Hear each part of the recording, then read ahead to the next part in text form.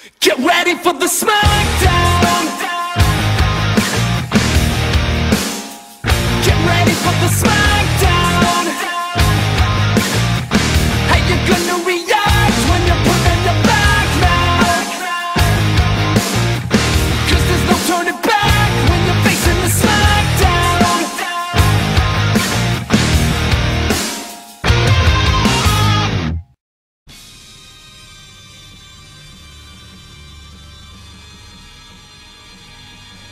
17 fights down, guys.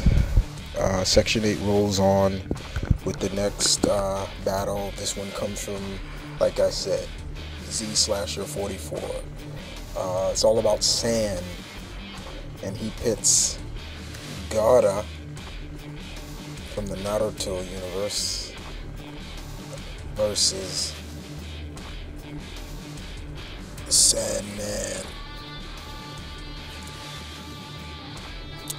Yeah, like I said, all about sand this time around, and Section 8 is still rolling on, and we're about to kick it off with, let's talk a little bit about Gaara. So, what can I say about Gaara? Gaara, guys, when we first are introduced to Gaara, he is just like this silent but deadly, almost psychopathic, crazy kid. But later on, after fighting Naruto, he becomes inspired by Naruto, and in Shippuden he becomes leader, the Hokage of the Sand Village, basically.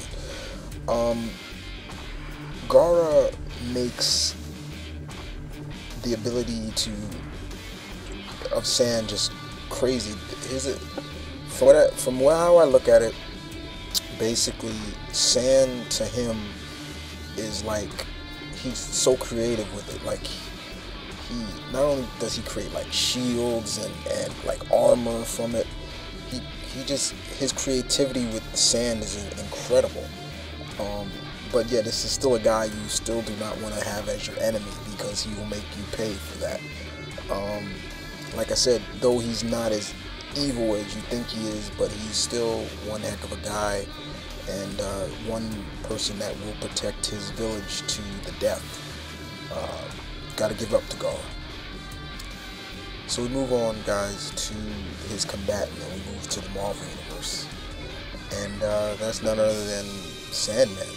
Sandman first appeared in Amazing Spider-Man #4. This guy is another one whose entire body is made up of sand. You know, he's another one that is creative with his ability to manipulate sand and things like that. I mean, when Spidey fights him, he has to really use his head. I mean, the first time Spidey fought him, he put him in cement just to beat him. You know, he can harden him himself. He can make bricks and maces out of his hands. He can even duplicate himself. He's been a Fantastic Four member, an Avenger, part of the Sinister Six guys, but you know, he's one of those guys you really have to be on your toes with. But now he's back with the Sinister Six, and kind of weird, you know, because you know, you would figure that he's had his share of being the bad guy, but he's back to being a villain, and things are coming for the Sinister Six and Spidey. But when it comes to Sandman, you know, you definitely got to be on your toes with this guy. Alright, so in terms of a battle between these guys, it comes down to creativity. Like, it's all about creativity with these guys, like who can pretty much create the most out of sand, and you know, who can hurt each other more. I mean, you know, we've seen Gaara get hurt, and we've seen Sandman, but not really seen too much of Sandman really get hurt. So this would be very, very much kind of on equal planes with each other if these two went at it.